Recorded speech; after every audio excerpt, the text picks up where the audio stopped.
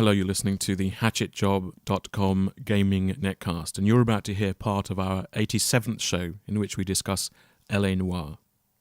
Now, in the show, I do cover a couple of clues from a case to illustrate whether the interrogation mechanic works. The clues are abstracted, I don't give any context, and I don't give a plot, so I don't believe they are spoilers. Likewise, the gameplay footage you're going to see is just general footage, and I have blurred out any conversational aspects. However, you may still see locations and clues from Cole's notebook, so if you're wary about seeing anything in the game, and this is from 60 to 70% of the way through, then perhaps it's just better to listen to the audio. But overall, I think this is a reasonably safe way of watching the game. Anyway, on with the discussion. Yeah, well, I think I tried to go into it without too high of an expectation. I'd seen some previews about how the focus is on these cases that you're trying to solve, and of course, in the previews, they try to make it look like it's incredibly dynamic, and it's just like being an actual detective. So I figured that probably wasn't going to be the case. Try to keep my expectations low. And went in, and yeah, I really enjoy it. I figured, I think after a couple cases, you figure out that it's essentially a Phoenix Wright clone set in an open world, and I think I was okay with that, just because I like the concept of the Phoenix Wright games, but I could never get into the sort of pixel hunt you have to do, or the fact that everything is kind of selected from menus.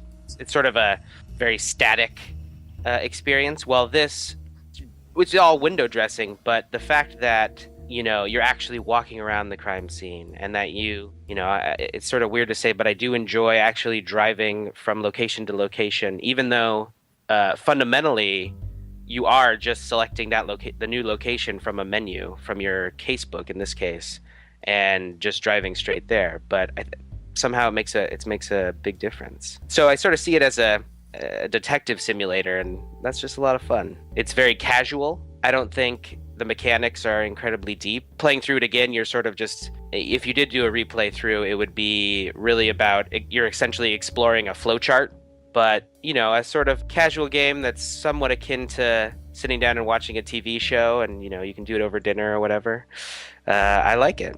I was slightly confused because Jake hadn't mentioned the setting. Didn't it matter that it was a game within 1940s LA? No, I do enjoy it, but I do think it does sort of feel like backdrop more than setting, almost. And another, what actually does really bug me is that it's called LA Noire, but it's not a noir at all. It should be called LA Police Procedural, because the main character, Phelps, he's not morally conflicted at all, and I think that's a big key element of noir. And in this case, he's just as goody two-shoes as they come, as far as I can tell, unless, I'm about halfway, or I'm a couple cases into the homicide desk, so I don't know if it changes or not. The lead character does become more interesting later on, but I agreed with Jake's summary that this wasn't a noir game. I think if we could go and speak to people who had never heard of LA Noire and get them to write down what they thought film noir was, its cliches, its stereotypes, its tropes, their thoughts and impressions wouldn't match what this game is. Really, this is just a detective story that happens to be set in the 1940s.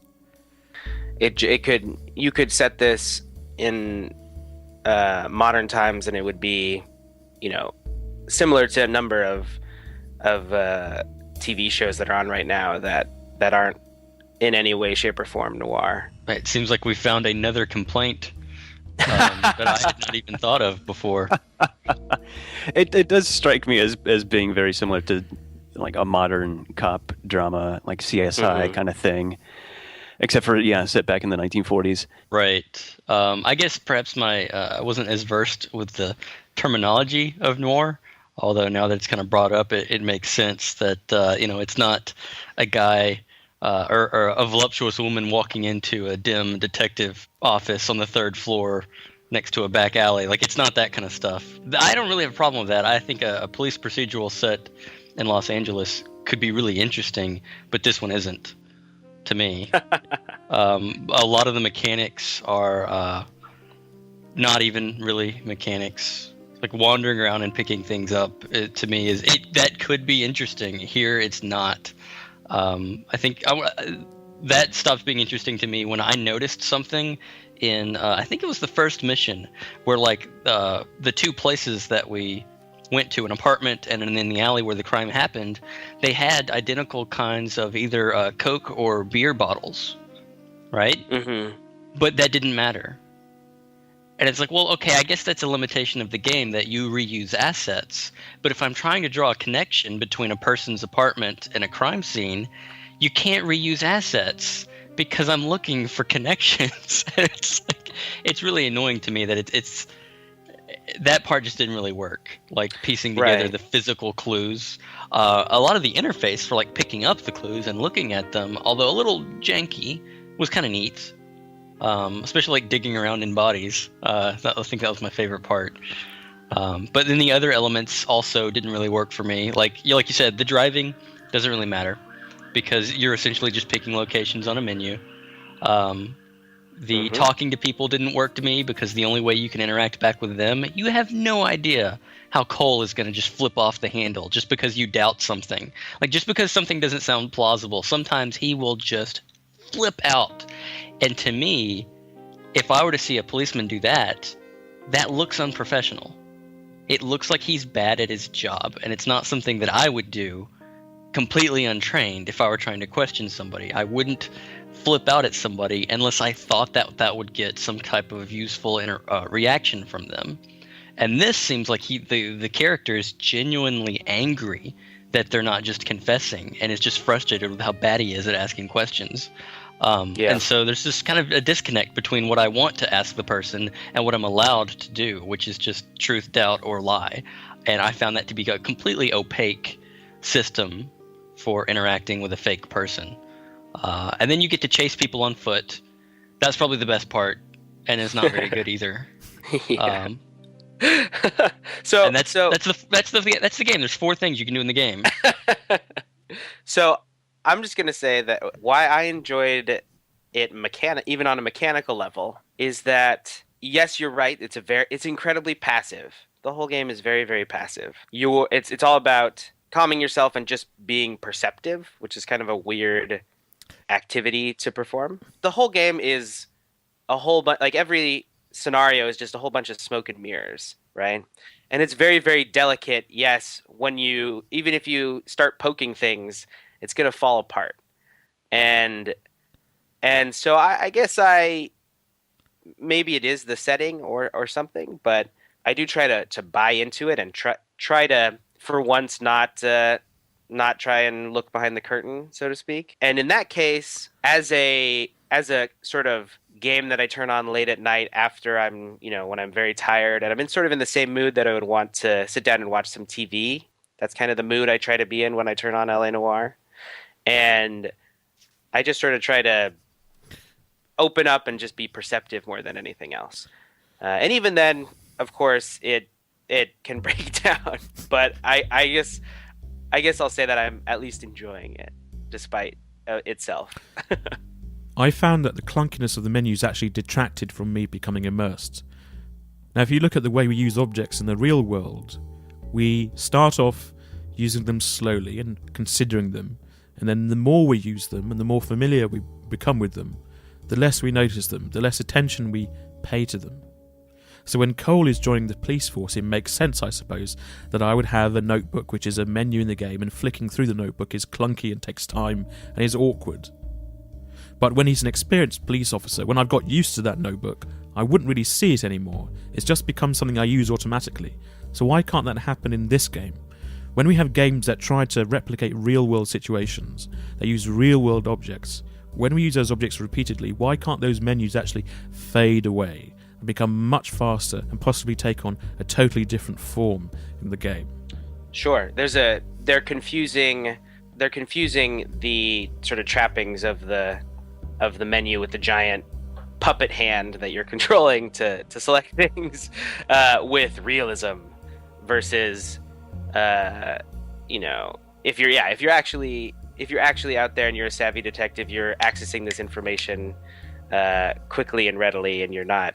Yeah, I can see what you mean. I was surprised that Jake was able to let the game wash over him, because I was constantly encountering stumbling blocks with it, to the clunkiness of moving around a room and getting caught on objects, or just getting stuck against a wall for 2 or 3 seconds where you can't move, to conversations that seem nonsensical with NPCs that you can't read properly, and coal flipping out.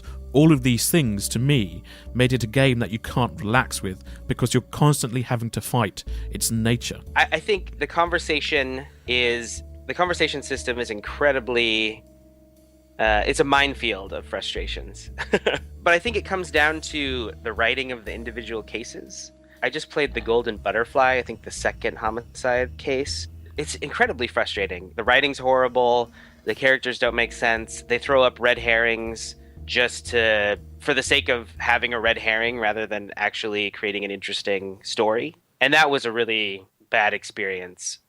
But I think it's dependent on the case. You know, how clever the conversation you're having with somebody is, and what you have to be reading. And if what you're reading on their face correlates with what you know from the crime scene and from your clues, then that's very, very satisfying, I feel like, when you get it right. But you're absolutely right that it's kind of balancing on the edge of a knife. It can go either way. Like, if you're doing well, it can be very satisfying, or it can be frustrating, and it's kind of unclear why you got things wrong when you get things wrong. I didn't feel that there was such a thing as right and wrong. Like, it's not going to let you fail. There's not a fail state. So, like, whether or not the conversation system is written well or not is irrelevant. If I just kind of muscle through it and push all the buttons, the only thing that's going to become of that is that I won't get these points that I don't really care about anyway. Like, I think the only thing you could really use the points for was to remove options in future conversations, right? Oh, you're talking about the intuition points? Yeah. Okay, yeah. Oh, I thought it was really shitty, because if I don't care about the conversations, then I don't get points to make the conversations I don't care about easier. Give me a break. I don't care. It doesn't work. It turned out Danjo hadn't been able to use intuition points properly, because when he played L.A. Noire, the PlayStation Network was down.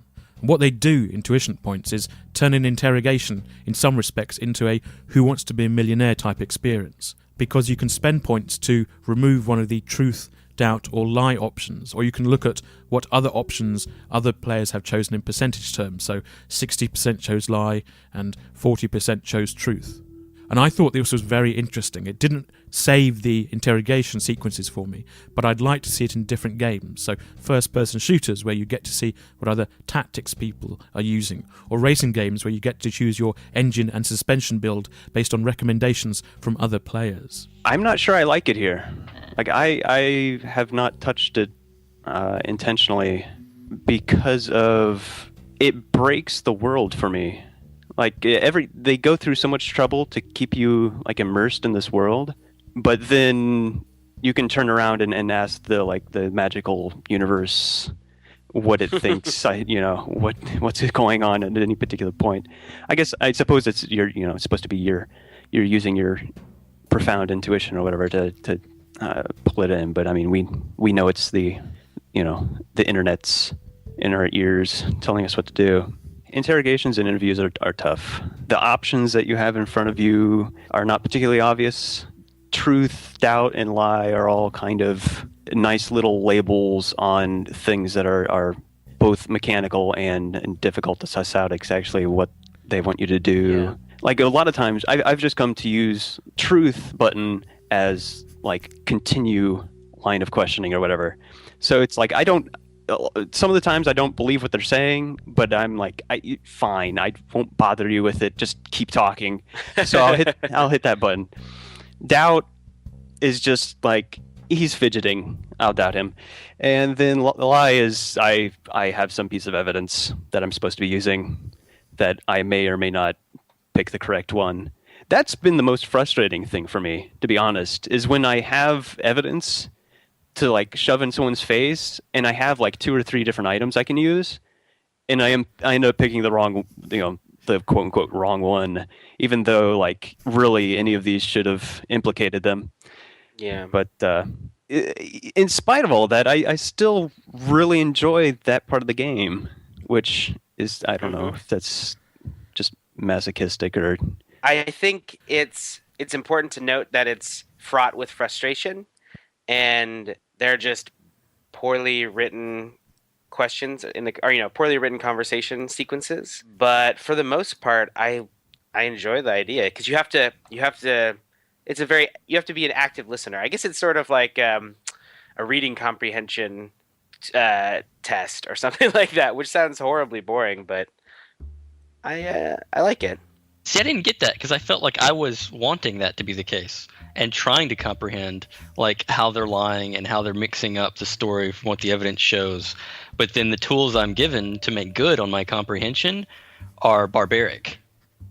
I just don't have the fidelity to go, oh, well, are you sure? Can I lead you down this path, to where you make your story more elaborate and then shatter it with this tiny piece of evidence? Like, I don't have that ability. All I have are these 3 crappy options. Like all adventure sort of taking from adventure games, the mechanic is guess what the developer was thinking.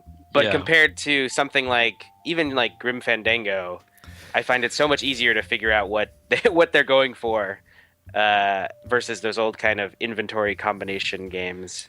They were much worse. Yeah. As much as I enjoyed some of those, they're brutal.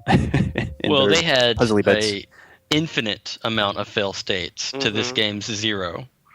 I think a more nuanced approach to that issue of, well, how do you not frustrate people with losing would make more sense. That you solve every case no matter what. You could solve every case with your eyes closed. What if it allowed me to not solve cases? People got off the hook and got away with crimes, and that didn't end the game. But maybe me personally as a player, I'm like, oh, I suck at cop. You know what I mean? Like, because that would be a lot more interesting to me than this kind of just going through the motions. But, it still allow me to progress through the career and do further cases. But to look back at my entire career and look at my essentially batting average in terms of figuring stuff out and going to the right location versus chasing the wrong rabbit hole. That would be kind of interesting. But as is, it's more or less, did you solve the case well, or did you solve the case poorly based on irrelevant minutia? And you didn't feel, in the cases where you solved them poorly, that didn't make you feel bad? Like, that didn't make you feel like a shitty cop? No, because Okay. the reason it went poorly is because, like, in some cases I'd figure out what was going on, but press a button and the game does something I didn't think was going to happen. Mm-hmm. Or sometimes, Right. it'd be like, oh, you're done. You figured it out. It was this person. And in my mind, I was thinking, we don't really have enough evidence to say that this was the person. We're jumping the gun on this. I have more people to talk to, and well, fuck it. Another case. Why not? Like you've decided that I've touched on the right guy, when in my mind, I think it could be this guy, but in my mind, I'm not really sure. And that's very aggravating that there's not really a pull the trigger moment that I feel like a detective would actually have, Instead, it's just kind of bumbling along until you walk over the mine that says the case is over, and by the way, this person did it. I guess I see that maybe that's how it could actually work in real life. Like, you can be a bad cop in terms of your casework, but still potentially progress politically. Well, that's just a gameism, though. Like, I don't. Yeah. I'm sure that happens sometimes, but really they're just allowing me to progress because magically my case record is 10 for 10 because the developers don't want me to feel bad about not doing well. So I always win. And that's magical. I don't think that reflects on reality at all. I would imagine that somebody that had my actual track record in terms of figuring stuff out would not progress through the system because I wouldn't have actually solved hardly any cases. Right. I guess I do feel bad when a case gets solved through, happenstance rather than my actions, because then I feel like I'm like a derelict police officer, and that is worse than failure in a lot of ways. Well, if coincidences occurred so that you know, in tracking one lead, bumbled across something else, that part would be fine to me. In fact, that's kind of interesting and it feels natural, but not when it's the conclusion, right? Because it's like it invalidates anything that you've done beforehand. I guess I see that as it's my moral responsibility to do better than I did. Did Jake feel that because he was in control of a just man, it was his responsibility to make that man moral? I guess a bit of both. I feel like I definitely feel like, I solved the case, but I did such a bad job. You know, it's just not satisfying. And then in terms of the character as well, you know, it's like, why is this guy such a hero if he's bumbling around through his cases like this? This reminded me of a case which I'll talk about in general terms and abstract so it isn't a spoiler, but a case in which a gangster had a note on him which had the name and location of a member of the public. And when you go and see the member of the public and say, I know you're involved, the game doesn't register it as a hit. The clue doesn't count for anything. And I felt that having a note with the man's name and location on would count for something, and that the policeman would say, I know you're involved because I've got this note. And it was on the body of a dead gangster. But Danjo disagreed. When you select the piece of paper as your evidence to catch him, the game shouldn't go, you pull it out of your pocket and like, haha, I've got this paper with pencil on it. You're the criminal, right? That's stupid. That should not happen. A cop wouldn't do that because it's asinine. What he should do is use the information that was on the piece of paper and the source of that information to actually pin the guy. I argued that Danjo needed to bear in mind that the source of the information in this abstracted case was the body of a dead criminal. I'm assuming that the guy that you're catching, right, wasn't there when you shot the first. So for all he knows, that guy's still alive, and there is a connection between those two. And if you can just imply that you know more than you do, right, that strikes me as the type of conversation that should happen in a game that is focused around conversations and cops and criminals, right? I mean, that's what happens in a police procedural show is, you know, you get a little bit of information and you bluff your way into them giving you more. I couldn't recall being able to bluff people in the game, but what Danjo said reminded me that both me and Jake Mix had read Homicide, A Year on the Killing Streets, by one of the co-creators of The Wire, a book in which real policemen did indeed bluff and cajole suspects. Yeah, exactly. Impressing upon suspects that you know more information than you do and leading them down into little conversational traps. But again, in LA Noire, it's all just perception. Yeah, it's like a reading. It's like a reading comprehension test. So I guess as a detective simulator, it's a pretty poor one. I imagine you pulling out the piece of paper with his name and location on it, and he grabs it really quick and eats it.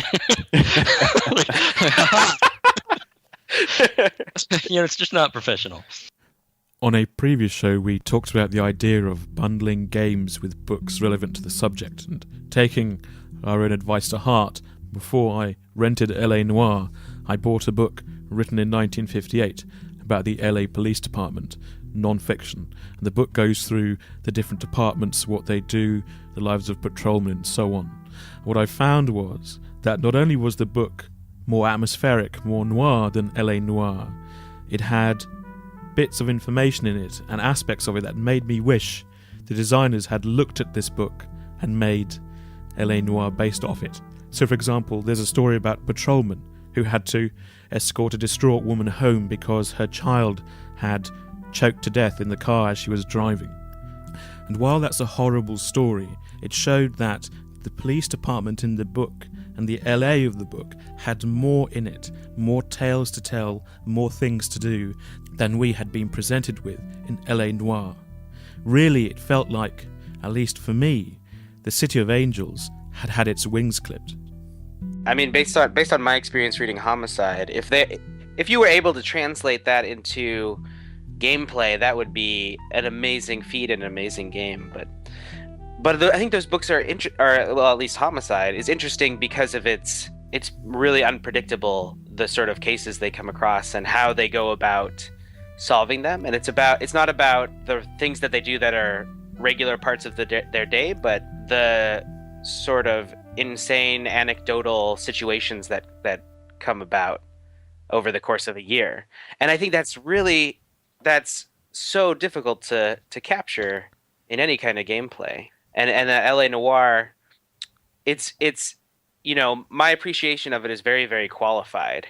It's a very, very limited scope game, but I think that's the only way, or that's really the only way they could get something like a cop kind of a game to work, is if it just apes police procedurals, which are incredibly structured, and there's always act 1, act 2, act 3, and everything sort of plays out exactly as you expect. I asked if we should treat games like this as investments in a Kickstarter project, so that we're paying into the company and hoping that they'll produce something more interesting and more engaging in the future. I think that's true to a degree, but I guess that's sort of arguably unfairly lets them off the hook for the flaws that are in the game.